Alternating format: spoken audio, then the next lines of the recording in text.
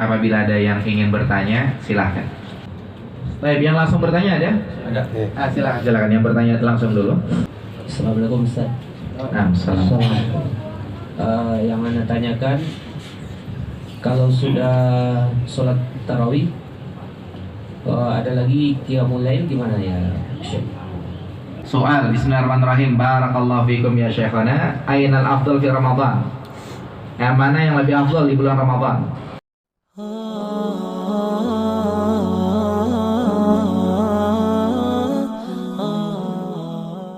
Apabila ada yang ingin bertanya, silahkan. Atau yang via WhatsApp juga dipersilahkan. Ada pertanyaan? Soal maujudan. Baik, yang langsung bertanya ada? Ada. Silakan yang bertanya langsung dulu. Assalamualaikum warahmatullahi wabarakatuh. Perempuan hamil dan menyusui, kalau dia takut anaknya kenapa-napa yang dalam kandungannya dan seterusnya, maka dia boleh berbuka. Yang hamil dan menyusui boleh berbuka. Gantinya dengan apa? Gantinya dengan berfidyah. Loh, bukannya ada yang bilang gantinya qadha, karena ibaratnya kayak orang sakit, cuma sakitnya 9 bulan. Atau sakitnya mungkin menyusui berapa lama gitu, setahun setengah, nanti kan udah nggak lagi. Iya, kata beliau hafizahullah, ada sebagian pendapat ulama yang menyebutkan perempuan hamil dan menyusui itu qadha. Ada sebagian ulama yang menyebutkan demikian. Akan tapi kata beliau, menurut pendapat yang lebih kuat insyaallah adalah yang disebutkan oleh Ibnu Abbas radhiyallahu anhuma, bahwasanya perempuan hamil dan menyusui cukup bayar fidyah tanpa qadha. Salat malam dan baca Quran gitu, apakah mereka masih tetap dapat keberkahan dan keutamaan bulan Ramadan seperti diampuni dosanya atau diberi derajat ketakwaan seperti itu Ustaz? Jazakallahu khairan. Ahlul adab min ikhwanna wa abana wa abana alladzi la yasubun hal yasbu ala ajri siyamina kama ahnu nasum wa nuftir wa nusalli wa nuqimul lail hum la yusalluna wa la yusalluna wa yuftiru wa la yasumun wa la yakumuna alayhi hal yasbu ala ajri siyamina wa ajri kamina hal yahsun ala fadilat Ramadan. نعم، هم ما الذي منعهم من الصيام؟ الذي منعهم من الصيام العذر، فأهل الأعذار يعني لهم الأجر بإذن الله تعالى. قال النبي صلى الله عليه وسلم: إذا مرض العبد أو سافر كتب له أجر ما كان يعمل صحيحا مقيما، وهذا من فضل الله سبحانه وتعالى. Tadi yang ditanyakan oleh penanya, bagaimana dengan orang-orang yang udah tua, yang mereka siang-siang nggak bisa puasa, malam-malam nggak bisa menghidupkan malam Ramadan. Karena dalam hadis kan man shoma Ramadan sama man qoma Ramadan, siang puasa, malam menghidupkan Ramadan. Tapi mereka udah tua, udah uzur, nggak bisa. Pertanyaannya, dapat fadilah Ramadan atau tidak? Jawabannya dapat.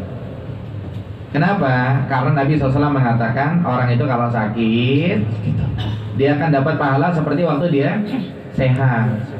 Jadi insya Allah yang ditanyakan mereka dapat. Ya, itu jawaban dari Syekh. Wallahu a'lam. Ada pertanyaan langsung lainnya?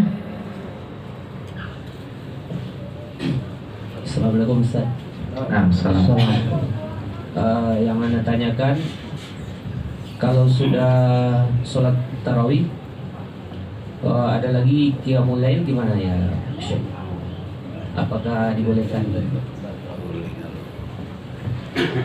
نعم، صلاة التراويح هي التي تصلى بعد العشاء مباشرة، وقيام الليل يصح أن يطلق على التراويح قيام الليل أيضا، لأن قيام الليل يعني الصلاة التي تصلى في الليل، سواء كانت بعد التراويح أو كانت في منتصف الليل أو بعد منتصف الليل. لكن إذا نام الإنسان ثم استيقظ فهذه تسمى صلاة التهجد. الصلاة التي تكون بعد النوم تسمى صلاة التهجد. صلاة التراويح هل يجوز له أن يعني يصلي زيادة يعني في الليل قبل الفجر، فأقول هذا فيه خلاف بين العلماء. منهم من قال لا يجوز الزيادة عن 11 ركعة، ومنهم من قال يجوز الزيادة عن 11 ركعة مهما يعني صلى الإنسان. ويعني أقول الأمر واسع في هذا الباب إن شاء الله تعالى. فمن وجد في نفسه قدرة على القيام فإنه يقوم من الليل ما شاء الله له أن يقوم، مع ملاحظة أن العبادات التي تكون في الليل ليست مقصورة على الصلاة، بل هناك تلاوة القرآن، هناك الاستغفار، هناك الدعاء، هناك طلب العلم، هناك يعني أنواع وعبادات كثيرة يستطيع الإنسان أن ينوع ما يقوم به في ليالي رمضان حتى يكون مشجعا له ويبعد عنه السآمة والملل. والله أعلم. Baik, yang ditanyakan tadi gimana kalau ada orang udah sholat taraweh, malamnya sholat lagi, taraweh lagi begitu.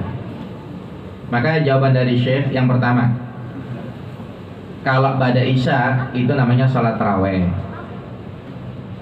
Kemudian yang kedua ada lagi bahasanya qiyamul lail. Qiyamul lail ini sholat taraweh ba'da isya namanya qiyamul lail, menghidupkan malam dengan sholat. Apa yang sholat taraweh tengah malam itu juga namanya qiyamul lail juga gitu. Tapi kalau orang habis isya pulang dulu dia tidur. Jadi beres isya dia pulang tidur, malam bangun baru dia sholat, itu namanya tahajud. Tapi tetap aja tahajud itu qiyamul lail, tarawih pada isya juga qiyamul lail. Nah pertanyaannya, boleh nggak udah tarawih nambah lagi malam sholat lagi? Jawaban dari Syekh, ini ada khilaf di kalangan para ulama.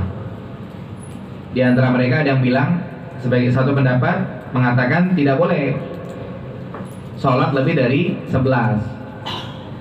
Sebagian lagi mengatakan boleh-boleh aja, nggak masalah. Tapi kata Syekh hafizahullah, dalam masalah ini insya Allah al-amr wasi', permasalahannya itu luas. Jadi masalahnya luas dan luas. Banyak pendapat para ulama dan kita nggak usah terlalu ngegas dalam masalah ini. Jadi yang punya kemampuan pengen nambah lagi malam sholat, maka silakan dia sholat sebisanya dia. Tapi ada satu catatan dari Syekh hafizahullah, namanya menghidupkan malam dengan ibadah itu tidak berbatas hanya sholat doang, enggak. Kita menghidupkan malam Ramadan bisa dengan baca Al-Quran. Kita menghidupkan malam Ramadan bisa dengan talabul ilm, dengan kajian. Kita bisa menghidupkan malam Ramadan dengan banyak-banyak berdoa, banyak-banyak istighfar. Jadi tidak hanya berbatas dengan sholat. Ini jawaban dari Syekh, wallahu a'lam. Ada pertanyaan. Soal, bismillahirrahmanirrahim. Barakallahu fikum ya Syekhana. Ainal afdal fi Ramadan? Yang mana yang lebih afdal di bulan Ramadan? Nuktir fi khatmil Quran bila tadabbur. Kita baca Al-Quran tanpa tadabbur hatta nastati an nakhtima aksar min 5 marrat, sehingga kita bisa khatam lebih dari 5 kali. Au nakhtim ma tadabbur walakin al-khatmah faqat wahida. Tapi apa pilih yang tadabbur aja tapi khatamnya cuma sekali, pilih mana? Al-afdal fi Ramadan nuktir khatmil Quran bila tadabbur hatta nastati 5 marrat au ma tadabbur lakin marrah wahidah. Jazakumullah khairal jazaa. الجواب الجمع بينهما، فالإنسان يكثر من التلاوة ويضع لنفسه برنامجا في قراءة التفسير المعاني، في قراءة تفسير معاني القرآن الكريم، فإنه كلما عرف معاني ما يتلو فإن ذلك يكون معينا له على التدبر ومعينا له على فهم أحكام الشرع وفهم مراد الله سبحانه وتعالى مما يورثه العمل. فليس المراد من قراءة القرآن يعني مجرد القراءة، لا، وإنما المراد منه الفهم لمعانيه والعمل بما فيه. وإلا لو كان فقط نقرأ بلا فهم ولا نطبق الأحكام الشرعية أصبح حالنا حال بني إسرائيل لما قال الله عز وجل لا يعلمون الكتاب إلا أمانية. ماذا قال المفسرون؟ ما معنى أماني؟ أي تلاوة بلا فهم. فالواجب على المسلم أن يفهم كلام ربه سبحانه وتعالى، والأمر ميسور. أن يضع نفسه برنامج اليوم يقرأ ربع ساعة نصف ساعة ويداوم عليها فسيجد أثر ذلك وبركته إن شاء الله تعالى. Baik, jadi soalnya tadi kita baca Quran tanpa tadabbur hatam 5 kali atau pakai tadabbur tapi hatam 1 kali. Jawabannya digabung dua-duanya. Jadi ada baca Quran, ada juga tadabburnya. Ya dia taruh inilah, dia bikin trik sendiri. Mungkin dia sambil baca-baca tafsir, sambil lihat-lihat terjemah.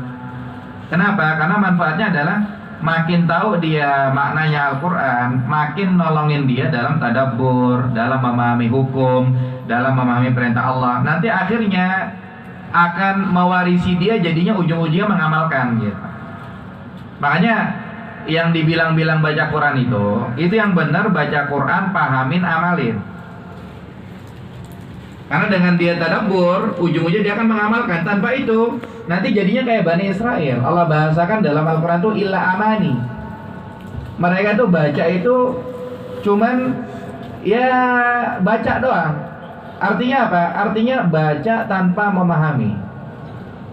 Tapi ini gampang lah ya. Istilahnya kita baca, lihat terjemah dikit apa, kita punya trik sendiri sehingga itu nanti kita baca, kita paham dan akan nolongin kita untuk mengamalkan. Ya wallahu a'lam. Ini jawaban dari Syekh. Kemudian kita baca lagi nih WA yang masuk. Ya, assalamualaikum Syekh, mohon pencerahannya tentang hadis Bukhari Muslim bahwa puasa itu rahasia, maka balasannya juga rahasia dan terserah Allah balasannya. Apa yang dimaksud rahasia dalam hadis tersebut? Syukran jazakallahu khairan. Ada hadis rahasia ini? Ini kayaknya salah hadis nih penanya. Tapi nggak apa-apa, kita terjemahkan apa adanya saja. Ya Syekh, fil hadis Bukhari Muslim yaqulu sa'il as-sawmu sirrun wal ajru sirrun wa hadza ila Allah subhanahu wa ta'ala. Famal maksud bisirri fil hadis? Syukran jazakallahu khairan. La adri al-hadis al-mawjud am la. Terjemah kita ya. Yaqul fil hadis as-sawmu sirrun wal ajru sirrun wa hadza ila Allah. Fama al-maqsud bis-sirri fil hadis? Atau akhta sa'il? بعد البحث لا يوجد حديث البخاري ومسلم بهذا. Kata Syekh setelah dicek nggak ada hadis Bukhari Muslim bunyinya begitu gitu. Mungkin maksudnya adalah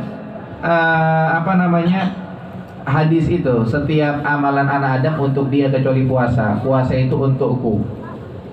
Kemudian aku yang akan membalasnya. Silakan penanya ketik ulang apa maksud pertanyaannya gitu. Kalau secara naskah hadis sudah jelas insyaallah. Jadi hadis yang dimaksud tadi tidak ada hadis seperti ini. Kita lanjut ke penanya yang lainnya. Masih ada waktu di sini. Assalamualaikum. Waalaikumsalam. Apakah puasa Syawal harus dikerjakan awal tanggal 2 atau boleh dimulai tanggal 10 Syawal? Ya, binisbat li saum Syawal al-lazim min yaumis tsani fi Syawal wa la yajuzu fil 'ashir min Syawal. Hadha syai. صيام الست من شوال في شوال كله يبدأ من اليوم الثاني الذي يحرم صومه فقط اليوم الأول من شوال، ولكن معه باقي الشهر يصوم فيه ويجوز له أن يصومها متتابعات ويجوز له أن يفرقها. فلو صام الاثنين والخميس فما ينتهي الشهر لو قد صام 6 أيام. والله تعالى. Jawaban dari Syekh, puasa Syawal ini yang haram hari pertama aja, Lebaran. Jadi hari kedua ke sana nggak apa-apa. Dan puasa Syawal itu yang penting di bulan Syawal. Mau Senin Kamis boleh, mau beda-beda boleh, mau nyambung boleh, mau pisah-pisah boleh. Yang penting masih di bulan Syawal. Wallahu a'lam. Kemudian pertanyaan lainnya. Assalamualaikum warahmatullahi wabarakatuh. Waalaikumsalam warahmatullahi wabarakatuh. Apakah orang yang sudah pikun kalau nggak puasa wajib bayar fidyah?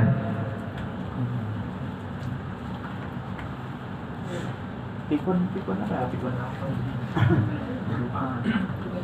Ada hukm al-ajuz alladhi yusbih kasagir ya.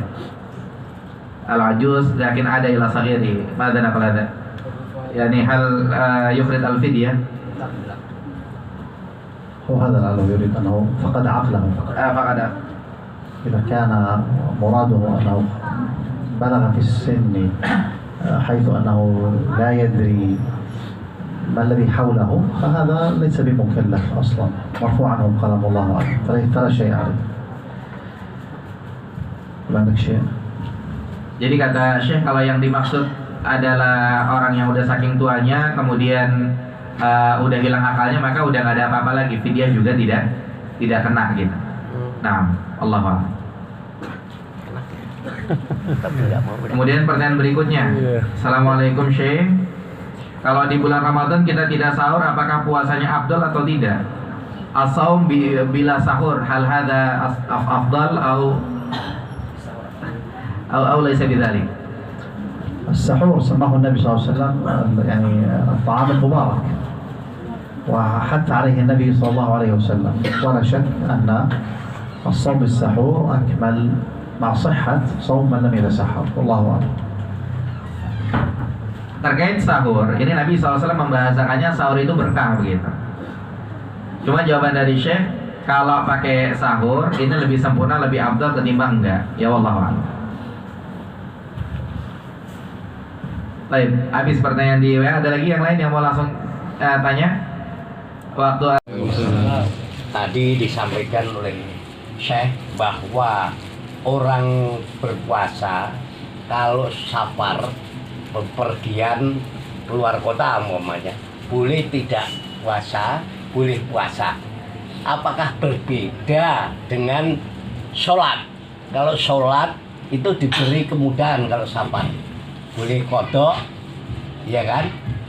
Atau full sholatnya di tempat tinggal mereka yang baru atau di perantauan itu apa beda apa enggak? Karena kalau puasa kan boleh tidak puasa, boleh puasa. Tapi kalau di sana di sholat itu kan Allah ngasih kemudahan supaya dimanfaatkan kemudahan itu sehingga di sana sholatnya dikodok gitu. Jadi kalau puasa boleh puasa, boleh tidak. Kalau Sholat kan diharapkan dikodok karena Allah ngasih kemudahan. Dikosor atau dikodok? Dikosor, maaf, dikosor. Gitu. Jadi kenapa saya mendengar itu dari Ustadz? Jadi kenapa kalau sholat kok nggak mau ngosor gitu? Maaf. Udah gitu aja. الصائم يفطر والمسافر يصوم. ايش السؤال؟ Ya kalau sholat kan saya Ustaz juga dikasih الصلاة dan oleh Allah عليه kenapa القصر nggak mau والجمع في السفر. ya, tapi kalau tadi pertanyaan intinya apa Pak? intinya itu beda apa tidak antara puasa dan sholat itu aja. هل هناك فرق بين الصوم والصلاة؟ لأن الصوم هذا يجوز للمسافر الإفطار، وأما الصلاة يعني هل يجوز القصر أو لازم القصر؟ هل في فرق بين هذه المسألة؟ لا ليس متشابهتان.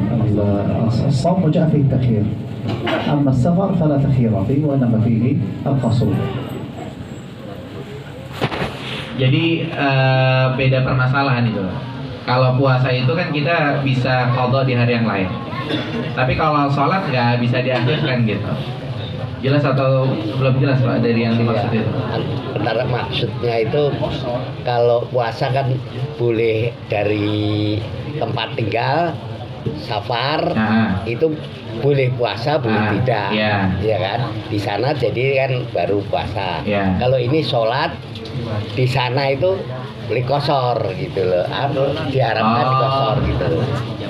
بالنسبة لهذا للمسافر يعني هو يفطر قبل السفر ولا بعد السفر. وأيضا بالنسبة للقصر هذا إنما كان في البيت لم يكن يعني مسافرا لا يجوز له القصر.